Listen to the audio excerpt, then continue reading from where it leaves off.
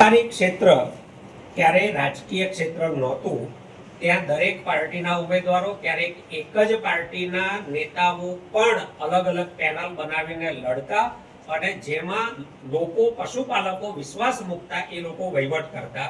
સી.આર. પાટીલે આવ્યા પછી ભ્રષ્ટાચારનું દૂષણ ઘુસાડવા માટે, સહકારી ક્ષેત્રને લૂંટવા માટે સી.આર. પાટીલે ગણતરીપૂર્વક મેન્ડેટ પ્રથા દાખલ કરી. આ મેન્ડેટ મેળવવા માટે સરકારમાં ટકી રહેવા માંગતા લોકોએ સી.આર. પાટીલની ખુશામત કરવી પડે, એમને જ્યારે જે ગમે એ પ્રકારના ભોગ ધરાવવા પડે તો જ મેન્ડેટ મળે. એટલા માટે ભાજપના તમામ નેતાઓ કોઈ પશુપાલકોના કે ખેડૂતોના સમર્થનમાં બોલ્યું નથી, બધાએ મૌન પાળ્યું છે. ગૃહમંત્રીએ કાયદાની વાત કરી છે. અરવલ્લી જિલ્લાના, સાબરકાંઠા જિલ્લાના એસપીએ કોઈ પશુપાલક ક્યાંય ટેન્કર રોકતા કે એમ ધ્યાનમાં આવે તો એમના પર કાનૂની પગલાં ભરવાની ધમકીઓ આપી છે. એ કામ એમનું નથી. પોલીસ ફરિયાદ દાખલ થાય ત્યારે જ એક્શનમાં આવી શકે છે, પરંતુ સત્તાના ઇશારે અધિકારીઓ સરકારને વાલા થવા માટે વધારે પડતા ખુલીને બહાર આવી રહ્યા છે.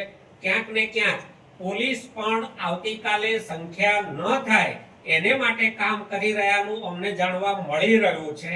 અમે મેદાનમાં લડવા માટે આવ્યા છીએ.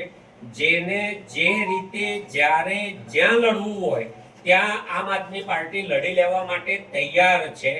અધિકારીઓને આપના માધ્યમથી હું એક વાત બહુ સાફ કહેવા માંગુ છું કે કાચના ઘરમાં રહેતા લોકો બીજાના ઘર પર પથ્થરો મારવાની હિંમત ના કરે. કાચના ઘર ક્યારે કડડ ભૂસ થઈ જશે ખબર નહીં પડે.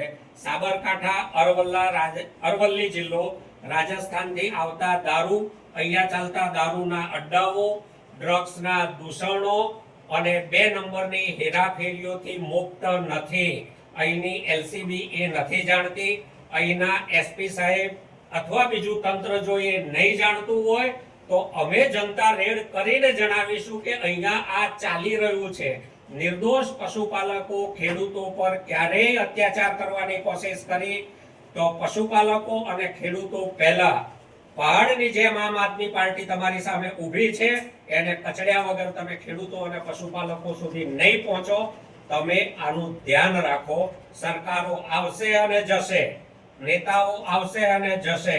ખેડૂતો અને પશુપાલકો કાયમી હતા, કાયમી છે અને કાયમી રહેવાના છે. એમની સામે ખોટી આંગળી કરવાની કોશિશ કોઈ ના કરે એ હું તમારા માધ્યમથી સાફ કહેવા માંગુ છું.